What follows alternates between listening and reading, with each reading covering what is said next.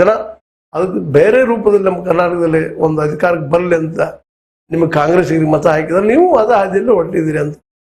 ಈಗ ಹಲವು ಸಲ ನಮ್ಮ ಈ ಮೀಡಿಯಾ ಮೂಲಕ ಹೇಳಿದೀವಿ, ಎರಡೂ ಒಂದು ನಾಣ್ಯದ ಎರಡು ಮುಖಗಳ್ರಿ ಅಂತಾರೆ.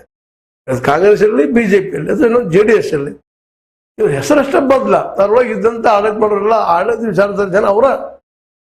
ಯಾಕಂದ್ರೆ ಆಡಳಿತಶಾಹಿ ಜನ ಯಾರು ಬಂದ್ರು ಅವರೇ ಇರ್ತಾರೆ, ಬದಲಾಗುದಿಲ್ಲ ಅವರು.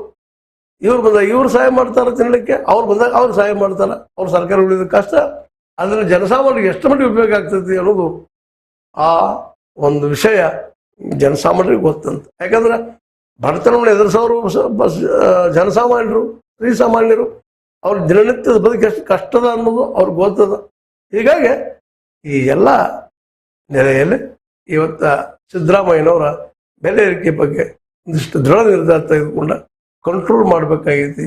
ಜೊತೆಗೆ ಇನ್ನೊಂದು ಮಾತು ಹೇಳ್ತಾ ಇದ್ದೀನಿ, ಮೇಲೆ ಉದ್ಯೋಗ ಸೃಷ್ಟಿ ಮಾಡಬೇಕಾಗಿದೆ.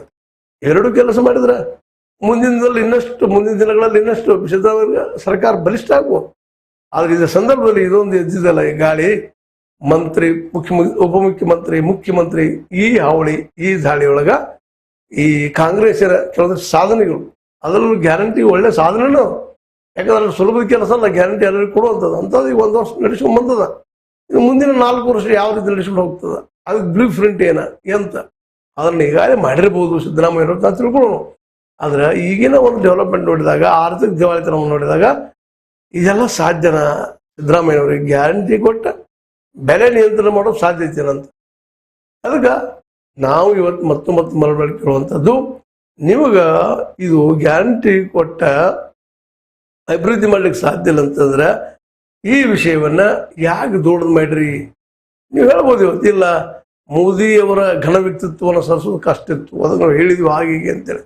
ಹಾಗಾದ್ರೆ ಇದನ್ನ ಮಾಡ್ರಿ. ಈಗ ಬೆಲೆ ಏರಿಕೆನೂ ಆಗಿರಬಾರ್ದು, ಜೊತೆಗೆ ಗ್ಯಾರಂಟಿನೂ ಪೂರ್ತಿ ಮಾಡೋದು ಸಿಗ್ತಿರ್ಬೇಕು. ಅವರು ಯೋಗ್ಯತೆಗೆ ಅರ್ಹದವ್ರು ಯಾರು ಅರ್ಹ ಒಂದು ಅಭ್ಯರ್ಥಿಗಳಿದ್ದಾರ ಅಥವಾ ಅರ್ಹ ಫಲಾನುಭವಿಗಳಿದ್ದಾರ ಅವ್ರಿಗೆ ಹೋಗಿ ಮುಟ್ಟಬೇಕು. ಅವ್ರು ಇದು ಸಾಧ್ಯನಾ ಅಂತ ನೀವಂತ ಈಗಾಗಲೇ ಎಷ್ಟು ಸಾಧ್ಯ ಮಾಡಿದಿರಿ. ಆದ್ರೆ ಈ ಒಂದು ವಿಷಯದಲ್ಲಿ ಯಾಕೋ ಇತ್ತೀಚೆಗೆ ಇವೆಲ್ಲ ಒಳ ಜಗಳಗಳು, ವಿರೋಧಿಗಳು, ಅಂತರಂಗದ ವಿರೋಧಿಗಳು, ಬಹಿರಂಗದ ವಿರೋಧಿಗಳು ಒಮ್ಮೆಗೆ ನಮ್ಮ ಸಿದ್ದರಾಮಯ್ಯ ಮೇಲೆ ಅಟ್ಯಾಕ್ ಮಾಡೋದ್ರಿಂದಾಗೆ ಸಿದ್ದರಾಮಯ್ಯರು ಬ್ರೈನ್ ಸ್ವಲ್ಪ ಸ್ಥಗಿತ ಆಗಿದೆನಾ, ಅದಕ್ಕಾಗಿ ಮತ್ತೆ ಬೆಲೆ ಏರಿಕೆ ಅಂತ ವಿಷಯಗಳು ತೆಗೆದುಕೊಂಡ ನಮ್ಮ ಹೆಸರು ಕೆಡಿಸ್ಕೊಳ್ತಾ ಇದ್ದಾರಾ ಅನ್ನೋಂಥ ಒಂದು ಕೆಲವು ಪ್ರಶ್ನೆಗಳು ಮೂಡ್ತಾ ಇದ್ದಾವ. ಆದರೂ ಯಾವ ಪ್ರಶ್ನೆ ಮೂಡಲಿ, ಇಲ್ಲಿವರೆಗೆ ಮಾತ್ರ ಗ್ಯಾರಂಟಿ ನಡೆಸ್ಕೊಂಡ್ ಬಂದಿದ್ದು ಸ್ವಲ್ಪ ಅನ್ನೋಗಿದ್ದು ಬಹಳಷ್ಟು ಹಂತದವರೆಗೆ ಒಳ್ಳೆಯ ಒಂದು ಪರಿಣಾಮವನ್ನು ಬೀರದ. ಕಡಿಮೆ ಬಂದಿರ್ಬೋದು ಸಿಟಿ ಈ ಒಂದು MP ಎಲೆಕ್ಷನ್ದಲ್ಲಿ, ಬಟ್ ಲಾಸ್ಟ್ ಟೈಮ್ಗಿಂತ ಫಾರ್ ಬೆಟರ್.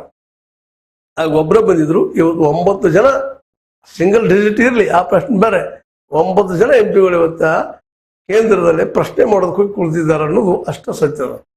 ಹೀಗಾಗಿ ನಮ್ಮ ಸಿದ್ದರಾಮಯ್ಯನವರು ಶತಾಯಗತಾಯ ಪ್ರಯತ್ನ ಮಾಡಿ ಈ ಒಂದು ಬೆಲೆ ಏರಿಕೆ ಕಂಟ್ರೋಲ್ ಮಾಡೋ ಜೊತೆಗೆ ಉದ್ಯೋಗಗಳನ್ನ ಸೃಷ್ಟಿ ಮಾಡುವಂತ